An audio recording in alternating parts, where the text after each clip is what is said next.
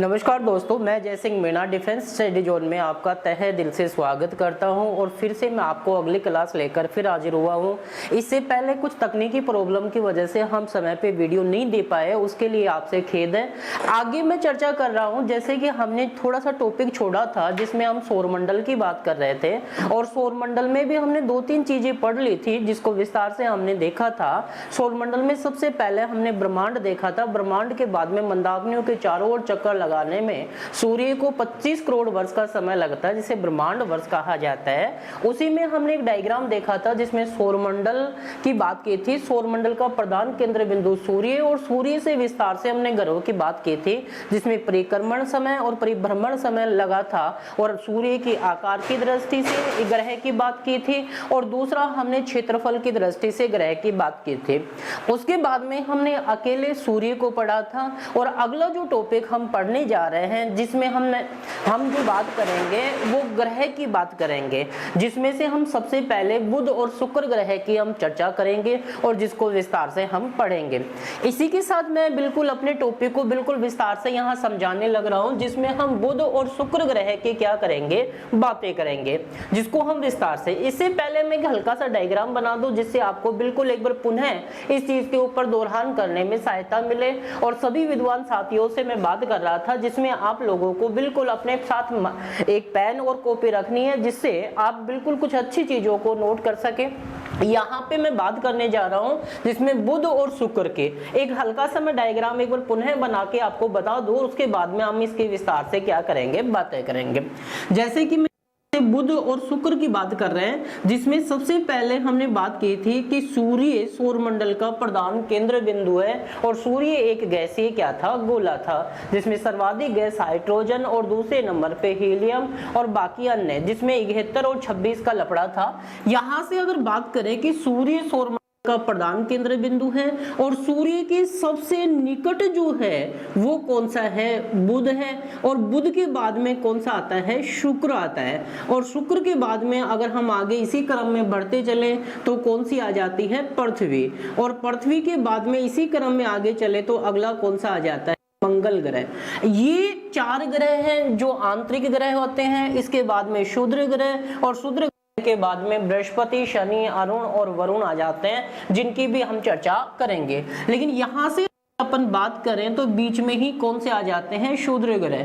कौन से आ जाते हैं, शूद्र ग्रह। उसके बाद में अगर हम इसी क्रम में आगे चलें तो आगे लास्ट में तो आता है वरुण। उसके बाद में अगर हम बात करें तो अरुण की बात करें और उसके बाद में यहाँ पे बात करें शनि और यहाँ पे अगर बात करें तो वो कौन सा आ जाता है, बृहस्पति। ये ग्रह हैं जिनकी हम लोगों ने बात की थी। यहां से बात करें कि सूर्य की दूरी के अनुसार सबसे पहले बुध, शुक्र और शुक्र बाद में पृथ्वी और मंगल के बाद में कौन से, शूद्र ग्रह। और शूद्र ग्रह के बाद में अगर अपन बात करें तो गुरु या फिर बृहस्पति। बृहस्पति के बाद में कौन सा आ गया, शनि।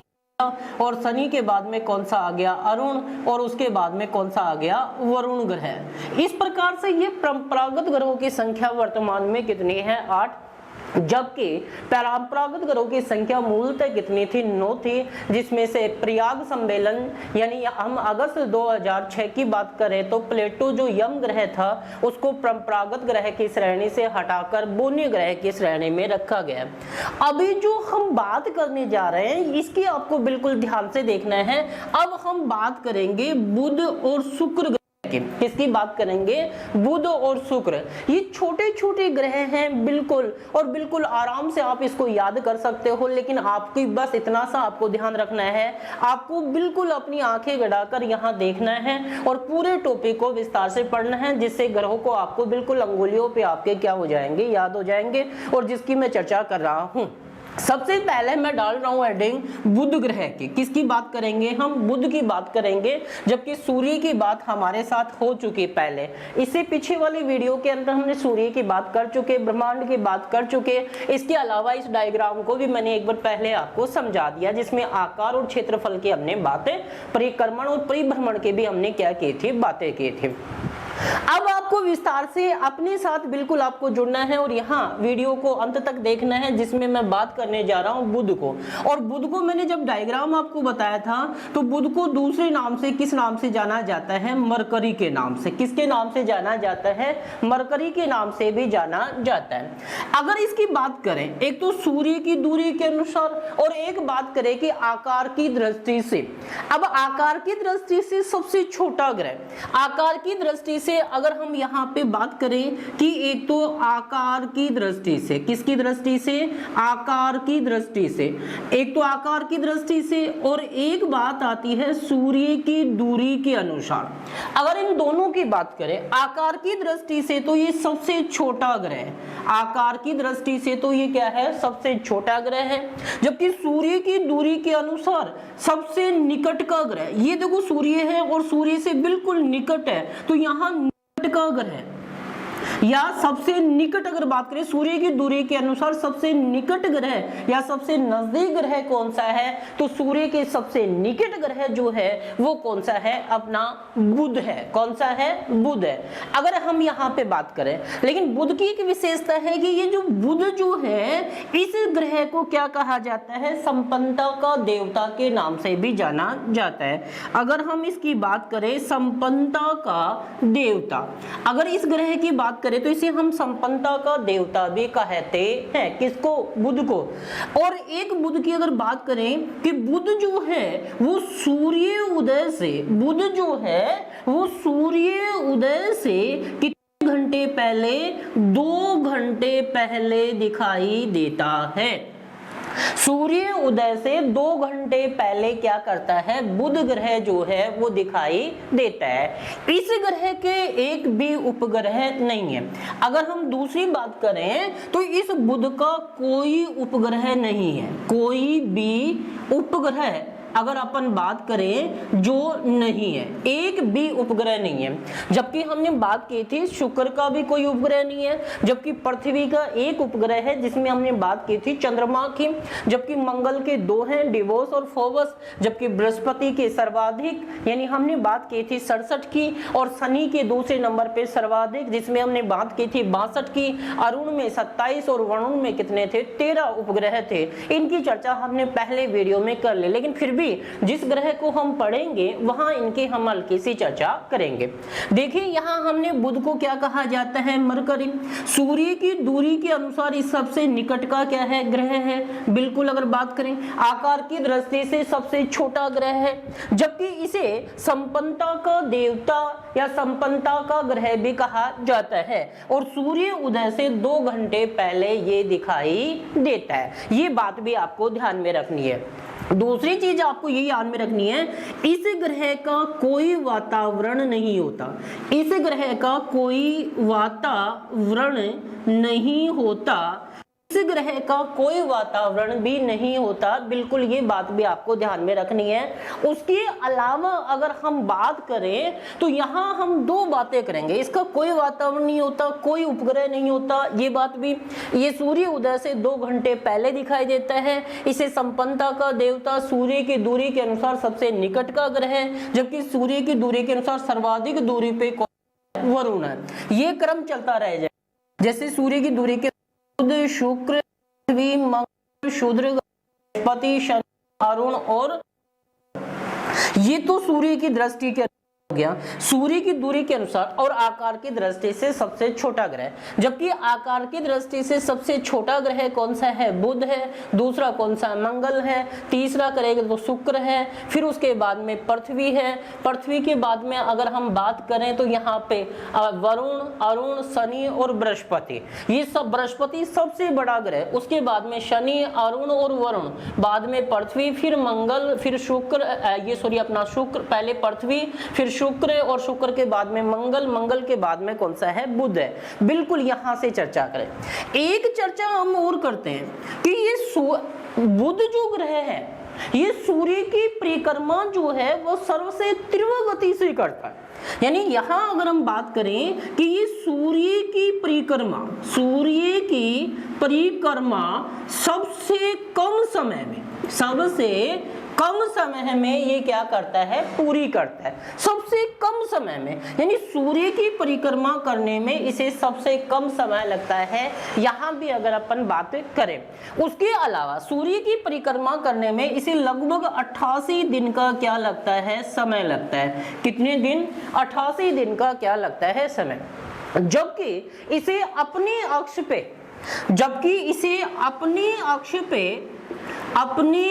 पे चक्कर लगाने में कितने दिन का समय लगता है, 55 दिन का समय। कितने दिन का, 55 दिन का समय लगता है। इसमें दो शब्द आते हैं, एक आता है परिक्रमण और एक शब्द आता है परिभ्रमण।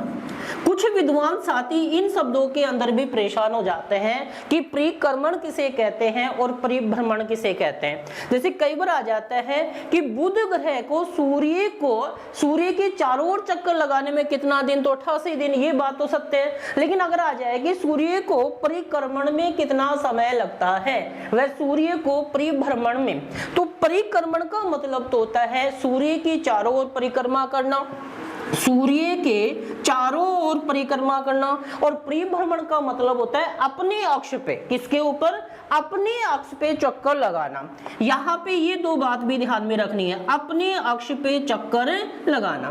तो सूर्य की परिक्रमा करने में तो वही आ जाएगा कितने दिन, 88 दिन का समय लगता है, और जबकि अपने अक्ष पे चक्कर लगाने में इसे कितने दिन का समय लगता है, 55 दिन का क्या लगता है, समय लगता है। तो परिक्रमण समय तो 88 दिन का और परिभ्रमण हो गया 55 दिन का क्या लेता है, समय लेता है।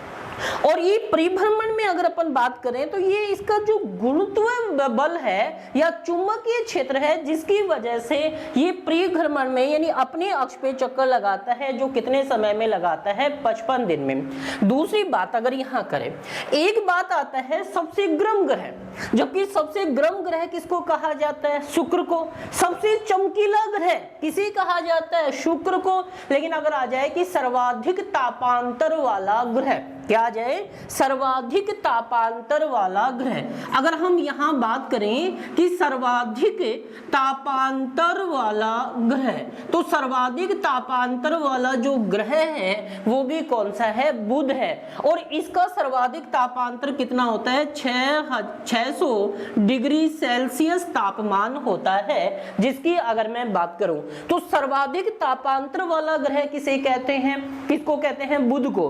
कितना, 600 डिग्री सेल्सियस। लेकिन सबसे गर्म ग्रह या सबसे चमकीला ग्रह अगर इसकी बात आपसे करें तो वो कौन सा हो जाता है, शुक्र ग्रह। कौन सा आ जाता है, शुक्र ग्रह। ये बात भी आपको ध्यान में रखनी है। अभी हम शुक्र ग्रह की बात करेंगे, लेकिन आपसे अगर दो क्वेश्चन, जैसे यहाँ पे दो चीजें मैंने बात की, एक तो सबसे गर्म ग्रह, दूसरी बात करें सबसे गर्म ग्रह, एक अगर हम बात करें सबसे चमकीला ग्रह, तो इन दोनों के अंदर कौन सा आ जाएगा, अपना शुक्र। कौन सा आ जाएगा, शुक्र। जबकि सर्वाधिक तापांतर वाला ग्रह कौन सा है, बुध है। ये कुछ बुध की मोटी मोटी बातें थी जिनको हमने यहाँ विस्तार से देखा। आप हल्का सा इसका स्क्रीनशॉट ले लेंगे और फिर हम अगले टॉपिक की बात करेंगे, जिसमें हम बात करेंगे शुक्र ग्रह की। किसकी बात करेंगे, शुक्र ग्रह। एक बार मैं पुनः आपको हल्का सा समझा दूं, स्क्रीनशॉट आपने ले लिया होगा या ले चुके होंगे, या ले लीजिए, नहीं लिए हैं तो। और जो भी आपको अच्छी लगे उन नोटबुकों में आप अपनी कॉपी के अंदर पेन से भी आप क्या कर सकते हो, उतार सकते हो। और जो विद्वान साथी हमारे साथ नए जुड़े हैं डिफेंस स्टडी जोन के अंदर, तो बिल्कुल आप इस चैनल को सब्सक्राइब करेंगे, लाइक करेंगे, वह अपनों दोस्तों के साथ शेयर भी करेंगे। और जो भी आपको किसी प्रकार के कोई भी नया टॉपिक आपको पढ़ने की इच्छुक हो तो बेझिझक आप कमेंट्स बॉक्स में डाल सकते हो, जिससे हम आपको समय पे उस वीडियो को पहले पहुंचा सके। और यहाँ पे हम बात मैं एक बार पुनः इसके दौरान कर देता हूँ, उसके बाद में मैं इसको मिटाऊंगा और अपना कार्य आगे बढ़ाएंगे। शुक्र को है आकार की से सबसे छोटा ग्रह, जबकि आकार की से सबसे बड़ा, सूर्य आकार की दृष्टि से सबसे छोटा ग्रह, जबकि आकार की दृष्टि से सबसे छोटा ग्रह, जबकि सबसे बड़ा ग्रह कौन सा है, बृहस्पति है। कौन सा है, बृहस्पति। उसके बाद में सूर्य की दूरी के अनुसार सबसे निकट का ग्रह कौन सा है, बुध। और सूर्य से सर्वाधिक दूरी पे कौन सा, वरुण ग्रह। संपन्नता का इसे क्या कहते हैं, देवता। जैसे कई बार आ जाता इवनिंग स्टार व मॉर्निंग स्टार, सांझ का तारा या भोर का तारा या सुंदरता की देवी के नाम से। तो ऐसी स्थिति में हम अगला जो ग्रह पढ़ेंगे शुक्र आएगा। उसके बाद में सूर्य उदय से 2 घंटे पहले ये क्या करता है, दिखाई देता है। इस ग्रह का कोई वातावरण नहीं होता, कोई भी इसका कोई उपग्रह नहीं है, जबकि सर्वाधिक उपग्रह वाला कौन सा है, बृहस्पति है। उसके बाद में शनि, अरुण और वरुण। उसके बाद में अपना मंगल के 2 हैं, पृथ्वी का 1 ही उपग्रह है, जबकि शुक्र और बुध के कोई उपग्रह नहीं है। सर्वाधिक तापांतर वाला ग्रह भी कौन सा है, बुध है 600 डिग्री सेल्सियस, जबकि सबसे गर्म व चमकीला ग्रह कौन सा आ जाता है, शुक्र। यहाँ अगर बात करें कोई उपग्रह नहीं है। एक सूर्य की परिक्रमा करने में सबसे कम समय लेता है अर्थात 88 दिन, और ये अपनी अक्ष पे चक्कर लगाने में 55 दिन का क्या लेता है, समय। एक आपको ध्यान रखना है, परिक्रमण का मतलब होता है सूर्य के चारों ओर चक्कर लगाने में समय, और परिभ्रमण का मतलब होता है अपनी अक्ष पे चक्कर लगाने में समय, और ये बात आपको करनी है। तो यहां तक किसी की कोई दिक्कत नहीं होगी, स्क्रीनशॉट आपने ले लिया होगा। अब मैं आगे चलता हूं और अपन बात करते हैं शुक्र ग्रह के। किसकी बात करते हैं, शुक्र ग्रह के, बिल्कुल यहां से। अब देखिए यहां से हम बात करते हैं शुक्र ग्रह की। किसकी बात करते हैं, शुक्र ग्रह की बात करते हैं। और शुक्र ग्रह को अपन विस्तार से क्या करते हैं, देखते हैं। अब देखिए यहाँ ये जो आपका शुक्र ग्रह है जिसकी मैं बात कर रहा हूं, अब सूर्य की दूरी के अनुसार तो दूसरा है। पृथ्वी के सबसे निकट का ग्रह कौन सा है, शुक्र है। इवनिंग स्टार कौन है, शुक्र है। सबसे चमकीला ग्रह कौन सा है, शुक्र है। सबसे सर्वाधिक गर्म ग्रह कौन सा है, शुक्र है। पृथ्वी के आकार व क्षेत्रफल, आकार की दृष्टि से कौन सा ग्रह है, तो पृथ्वी है। इसे पृथ्वी की जुड़वा बहन भी कहा जाता है। लेकिन इसमें एक जो इसका परिक्रमण काल होता है वो इसका क्या होता है, विपरीत होता है। एक तो अपना अरुण ग्रह और एक अपना कौन सा, शुक्र ग्रह। ये दोनों ग्रह पूर्व से पश्चिम की ओर गति करते हैं, जबकि शेष सभी ग्रह पश्चिम से पूर्व की ओर क्या करते हैं, गति करते हैं। जिसके कारण प्रत्येक ग्रह के ऊपर सूर्य उदय जो है वो कहाँ होता है, पूर्व में। लेकिन इन दोनों ग्रह के ऊपर एक तो कौन सा, शुक्र, और एक कौन सा, अपना वरुण। इन दोनों ग्रह पे जो सूर्य उदय होता है वो विपरीत होता है। कहाँ होता है, विपरीत। तो बुध हमारा कंप्लीट हुआ। अब हम बात करेंगे शुक्र ग्रह की। अब इस शुक्र ग्रह को एक तो किस नाम से पुकारा जाता है, विंस। किसके नाम से पुकारा जाता है, विंस। जैसे अपन बात करें बुध को तो मरकरी, शुक्र को विंस, पृथ्वी को अर्थ, मंगल को मार्स, बृहस्पति को जुपिटर, शनि को सैचर, अरुण को यूरेनस और वरुण को नेपच्यून के नाम से भी जाना जाता है। इसकी भी हमने बात कर ली थी, फिर भी एक बार अपन साथ साथ में इसकी बात करते हुए आगे बढ़ेंगे। शुक्र को क्या कहा जाता है, विंस के नाम से भी जाना जाता है। एक इसे सौंदर्यता का देवता क्या कहा जाता है, सौंदर्यता का देवता। अगर हम यहाँ पे बात करें सौंदर्यता का, यहाँ पे सौंदर्यता का देवता अगर अपन बात करें इसकी, एक तो सुंदरता की देवी या सौंदर्यता का देवता। दूसरे क्वेश्चन की बात करें तो वो आता है पृथ्वी के सबसे निकट का ग्रह। पृथ्वी के सबसे निकट का ग्रह, पृथ्वी के सबसे निकट का ग्रह कौन सा है, शुक्र है। शुक्र को किस नाम से जाना जाता है, इसके अलावा विंस, सौंदर्यता का देवता, या अगर हम बात करें सुंदरता का देवता या सौंदर्यता की देवी या सुंदरता की देवी के नाम से भी शुक्र को, और पृथ्वी के सबसे निकट का क्या है, ग्रह। ये अगर अपन बात करें सबसे चमकीला ग्रह, सबसे चमकीला ग्रह, या फिर हम बात करें कि सबसे गर्म ग्रह, सबसे गर्म ग्रह भी कौन सा है, शुक्र है। सबसे चमकीला ग्रह भी कौन सा है, शुक्र है। बिल्कुल अगर अपन बात करें इस ग्रह के ऊपर सर्वाधिक CO2 गैस की क्या होती है, प्रधानता होती है। यानी सर्वाधिक CO2 गैस की प्रधानता होती है लगभग कितने प्रतिशत, यहाँ पे अगर मैं बात करूं तो लगभग 98% होती है। सबसे इसी कारण इसे सबसे चमकीला ग्रह व सबसे गर्म ग्रह।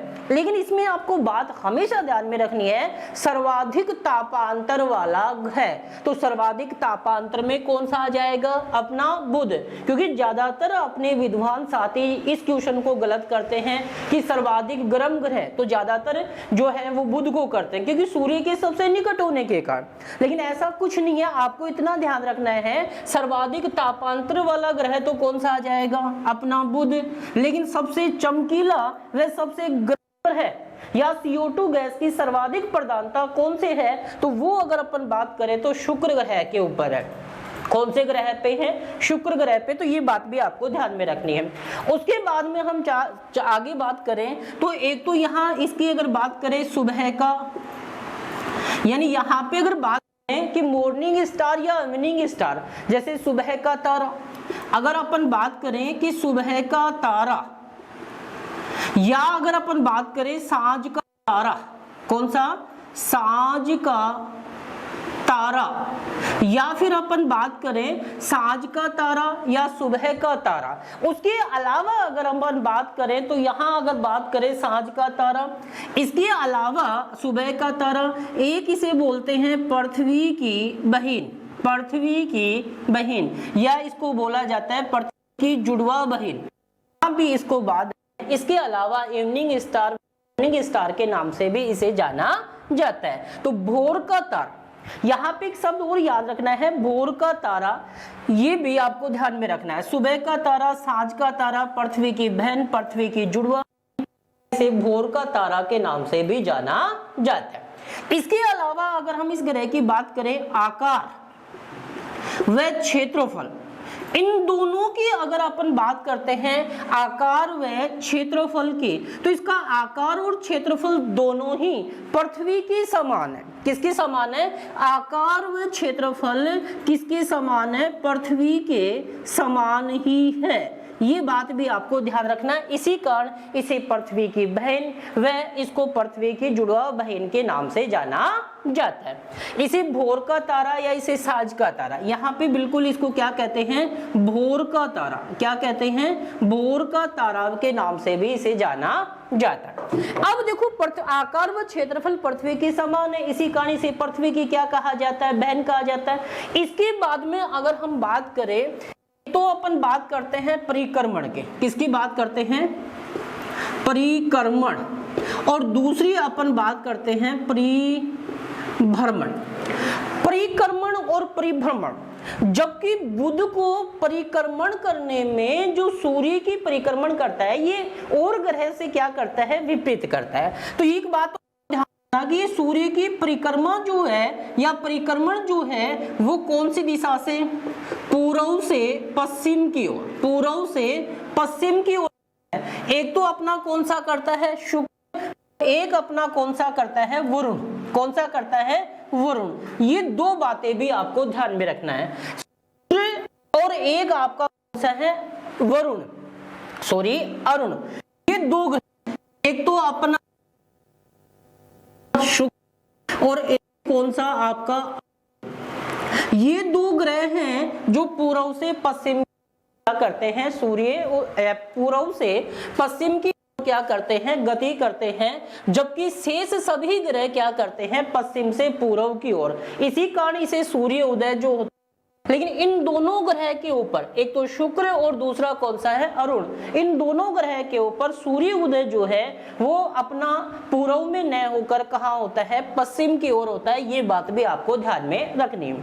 अब देखो अपन बात करते हैं कि सूर्य को परिक्रमा करने में इसे कितना समय लगता है और अपने अक्ष पे इसे चक्कर लगाने में कितना समय लगता है। तो एक तो परिक्रमण आ गया और दूसरा क्या आ गया? परिभ्रमण। अब देखो इसे परिभ्रमण, सूर्य अपने चक्कर लगाने में तो इसे 243 दिन का क्या लगता है? समय। अपने अक्ष पे चक्कर लगाने में इसे 243 का क्या लगता है? समय। जबकि इसे सूर्य की परिक्रमा करने में लगभग जो समय लगता है वो लगता है 225 दिन। 225 दिन का समय, 225 दिन का क्या लगता है समय, जबकि इसे अपने अक्ष पे चक्कर लगाने में 243 दिन का क्या लगता है समय। आपको हमेशा ध्यान में रखना है न्यूनतम, एक क्वेश्चन और आता है जिसकी अपन कई बार चर्चा करते हैं। यहाँ पे अगर बात करें कि न्यूनतम घूर्णन गति करने वाला ग्रह, यहाँ पे अगर बात करें तो वो आता है न्यूनतम घूर्णन गति करने वाला ग्रह। अब न्यूनतम घूर्णन गति करने वाला जो ग्रह है वो कौन सा है, शुक्र है। कौन सा है, शुक्र है। ये बात भी आपको ध्यान में रखनी है। और इस शुक्र ग्रह के ऊपर सबसे लंबी अवधि के क्या बनते हैं, दिन और रात। इस शुक्र ग्रह के ऊपर सर्वाधिक